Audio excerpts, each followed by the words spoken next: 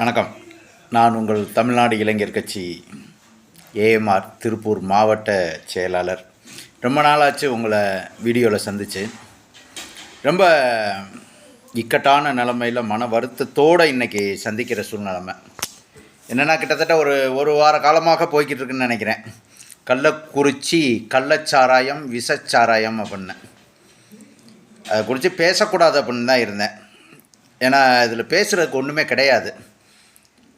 நிறையா அரசியல் கட்சியும் ஆளும் கட்சி, எதிர்கட்சி, அப்புறம் எதிர வர்ற கட்சி எல்லாமே பார்த்திங்கன்னா இன்றைக்கி முகாமிட்டு கள்ளக்குறிச்சியில் அந்த விஷம் சாராயம் குடித்து இறந்தவர்களை நோக்கி படையெடுத்து கொண்டு இருக்கிறார்கள்.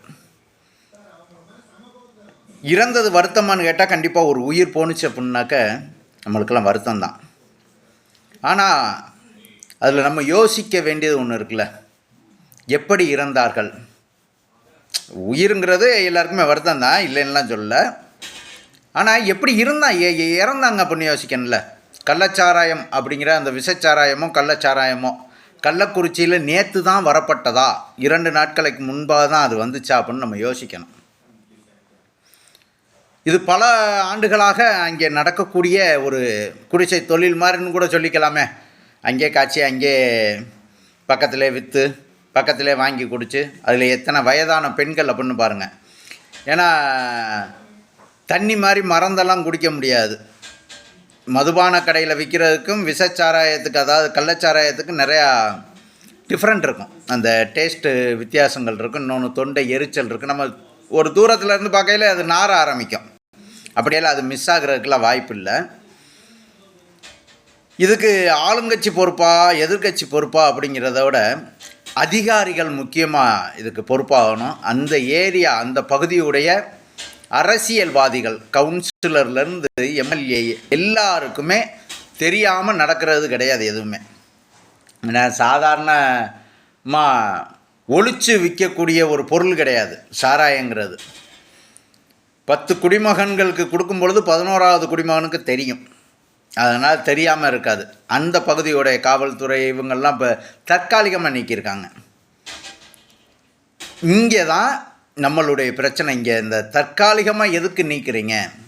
ஏன்னா அவர் பகுதியில் நடந்த ஒரு சம்பவம் இத்தனை வருட காலங்களாக நடந்துக்கு இருக்கிறது அவருக்கே தெரியாது அப்படின்னு அவர் சொன்னார்னா, அந்த அதிகாரத்தில் இருக்கக்கூடிய, அந்த பொறுப்பு மிக்க அதிகாரத்தில் இருக்கக்கூடிய அந்த பொறுப்பு அவருக்கு தகுந்தது அல்ல. அதற்கான தகுதி அவருக்கு கிடையாது. அதான் உண்மை.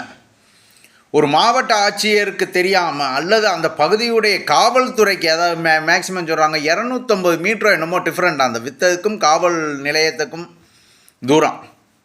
250 150 இந்த மாதிரி சொல்கிறாங்க. எங்கேயா இருந்தாலும் சரி, ஏன்னா அது பாக்கெட்டு தானே. அந்த பாக்கெட்டு மூலமாக தான் சேல்ஸ் பண்ணுறாங்க. அதை கூட கண்டுபிடிக்காட்டினா அதுக்கான தகுதி அந்த அரசு அதிகாரிகளுக்கு கிடையாது. அந்த ஏரியா பிஓவாக இருக்கட்டும், கவுன்சிலராக இருக்கட்டும், தாசில்தாராக இருக்கட்டும், அவர்கள் பூரா நிரந்தரமாக பணியிலிருந்து நீக்கப்பட வேண்டும். அவர்களுக்கு மீண்டும் சஸ்பெண்ட் கொடுத்து விசாரணையெல்லாம் கிடையாது, பணியை விட்டு நீக்கிருங்க. அடுத்து வரக்கூடிய அதிகாரிகள் சரியாக இருப்பார்கள். அடுத்து மற்ற பகுதியில் இருக்கக்கூடிய அதிகாரிகள் பயந்து தன்னுடைய கடமையை செய்வார்கள். ஏன்னா மற்ற நாட்டிலலாம் கடமையை மீறுறதுக்கு தான் லஞ்சம். இங்கே கடமையை செய்கிறதுக்கே லஞ்சம் கொடுத்தா தான் நடக்கும். இவன் விற்கிறான், அவனை புடி அப்படின்னு சொல்லணுன்னாலும் அவனுக்கு போய் புடியான்னு சொல்லி அவன் அந்த கடமையை செய்கிறதுக்கு நம்ம லஞ்சம் கொடுத்தா தான் நம்ம நாட்டில் நடக்கும். மற்ற நாட்டில் கடமையை மீறுறதுக்கு, அதை பிடிக்காத அப்படின்னு சொல்கிறதுக்கு வேணால் லஞ்சம் கொடுக்கலாம். அந்த மாதிரி சூழ்நிலைமையில் இருக்கும். சரி, இது ஒரு பக்கம். தமிழக அரசு எல்லாருமே நிறைய பேர் கோவப்படுவாங்க. ஏப்பா என்ன நீ பொசுக்குன்னு இப்படி சொல்லிட்டேன்னு. எனக்கு உரிமை இருக்கிறது. தமிழக அரசு இறந்தவர்களுக்கு 10 லட்ச ரூபா அறிவிச்சிருக்கு. அதாவது தமிழக அரசு தான் அறிவிச்சிருக்க ஒழிய திமுக கட்சி சார்ந்த அவங்க கொடுக்கல. தமிழக அரசு 1 ரூபாய் அறிவித்தாலும் அந்த 1 ரூபாயில் என்னுடைய வரிப்பணம் இருக்கிறது. என் குடும்பத்தை சார்ந்தவங்க, என்னுடைய சொந்தக்காரங்க எல்லாருடைய வரிப்பணமும் அரசு அறிவிக்கக்கூடிய அந்த இழப்பீடு திட்டத்திலோ நலத்திட்டத்திலோ இருக்குது. 10 லட்சம் ரூபாய் அறிவிச்சிருக்கீங்க. முறைப்படி பார்த்தோம் அப்படின்னாக்க அந்த சாராயத்தை காய்ச்சினார்ல அவர் A1 குற்றவாளி. அதை வாங்கி கொண்டாந்து மக்களிடத்தில் விற்றார் பார்த்தீங்களா, அவர் A2. இந்த குடிச்சார் பாருங்க, இவர் A3யில் வருவார். இவரும் சட்டத்தை மீறி சட்டம் தடை செய்யப்பட்ட, அரசு தடை செய்யப்பட்ட சாராயத்தை காய்ச்சியதும் குற்றம்தான், வாங்கி விற்றதும் குற்றம்தான், குடித்தவரும் குற்றம்தான். லஞ்சம் வாங்குறவனும் குற்றம்தான், லஞ்சம் கொடுக்குறவனும் குற்றம்தான் அப்படிங்கிறது தான் நம்ம அரசியல் சாசன சட்டம் சொல்லுது அப்படிங்கிறீங்கள. அப்போ குடித்தவருக்கு இழப்பீடு எதற்கு நீங்கள் கொடுக்க வேண்டும்? தெரியாதனமாக அரசு தடை செய்யப்பட்ட சாராயத்தை குடித்தவருக்கு நீங்கள் ஏன் கையிலிருந்து என்னுடைய வரிப்பணத்தை, எங்கள் மக்களுடைய அனைவருடைய வரிப்பணத்திலிருந்து எதுக்கு நீங்கள் கொடுக்கணும்? முதல் கேள்வி. இன்னொன்று, சட்டம் எப்படி இருக்கணும்? பாராளுமன்றத்தில், சட்டமன்றத்தில் நீங்கள் உட்காந்து பேசலாம்ல. சாராயம் காய்ச்சியவன், அவனை சார்ந்த, அவனுடைய இரத்தம் சார்ந்த சொந்தங்கள் எல்லாருடைய சொத்தையும் முடக்குங்க. அவன் மகன் இருக்கும்ல, அவங்க, ஏன்னா அவன் காய்ச்சினது எது காய்ச்சினா, தான் நல்லா இருக்கணும், தான் குடும்பம் நல்லா இருக்கணும் அப்படின்னு பணம் சேர்க்கறதுக்கு தான் அவன் காய்ச்சினான். விற்றவன் எதுக்கு விற்றான்? அவன் நல்லா இருக்கணும், அவன் குடும்பம் நல்லா இருக்கணுங்கிறக்காக தான் விற்றான். குடித்தவன் எதுக்கு குடித்தான்? நான் என்ன பண்ணுறது, உடம்பு வலிக்கு குடிக்கிறேன், அங்கே போனால் 160, இங்கே குடித்தா 30 40 கிடைக்குதுன்னு குடித்தான். ஆனால் அது தவறு தானே. நீ குடிக்கவும் தானே அவன் கொண்டாந்து விற்கிறான். இப்போ ஒரு ஊருக்குள்ளே கொண்டாந்து சாராயம்னு விற்கலை, ஒழிச்சு வச்சுருக்கான். அவன்கிட்ட போய் நீ வாங்கி குடிக்கிற, அது உன்னுடைய குற்றம். உன்னுடைய பிள்ளைகளை, உன்னுடைய மனைவியை நீ பார்க்க முடியலை அப்படின்னா அரசாங்கம் எதற்கு பார்க்கணும்? அதற்கு வரிப்பணம் எதற்கு நாங்கள்லாம் இழக்கணும்? ஒன்று. அப்போ அந்த வித்தவனையும் தயார் பண்ணவனுடைய சொத்துக்களை பறிமுதல் பண்ணுங்க. அவங்களுடைய சொத்துக்களை பறிமுதல் பண்ணி என்ன வருதோ அந்த 45 குடும்பமாக 50 குடும்பமாக எல்லா குடும்பத்துக்கும் பிரித்து கொடுங்க.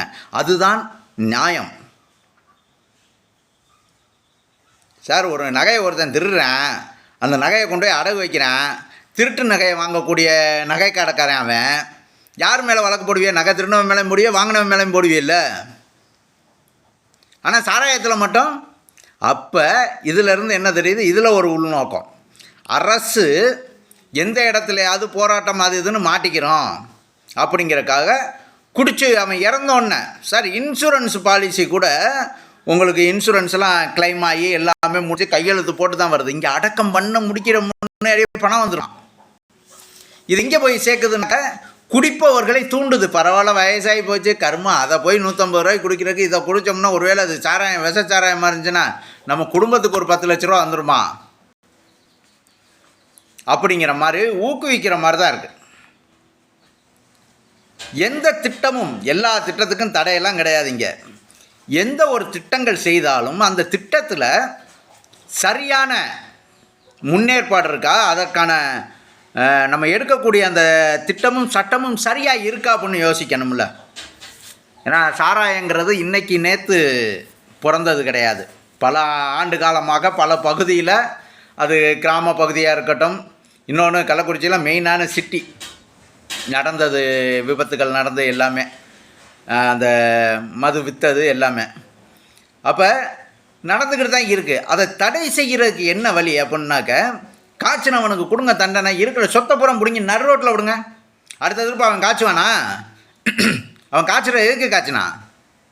அவன் காசு சம்பாதிக்க தானே, நாட்டுக்காகவா? தேசப்பற்று, நாட்டுக்கு தேசப்பற்றோடு வருமானத்தை அவர் சம்பாரித்து கொடுத்து தமிழ்நாட்டுடைய கடன் அடைக்க போகிறான் அந்த சாராயம் காய்ச்சினவன்? சொல்லுங்கள். சாராயம் காய்ச்சினவன் சாராயம் காய்ச்சி அந்த காசில் சம்பாரித்து தமிழ்நாட்டுடைய 5.5 கோடி 6 கோடி லட்சங்கள் கோடிகளை கடன் அடைக்க போகிறானா? அவனுடைய குடும்பத்துக்காக தானே அவன் காய்ச்சினா. விற்றவன் கள்ளக்குறிச்சி மாவட்டம் இல்லை அந்த மாதிரி ஒவ்வொரு மாவட்டத்துலையும் விற்கக்கூடியவன் அந்த மாவட்டத்துக்கு தேவையான நலத்திட்டங்களை செய்ய போகிறானா? ஒவ்வொரு வீட்டுக்கும் போய் செய்ய போகிறானா? அவனுடைய குடும்பத்துக்காக, அவன் காசு சேர்க்கணுங்கிறக்காக. அப்போ அவனுடைய சொத்துக்களை முடக்கணும்.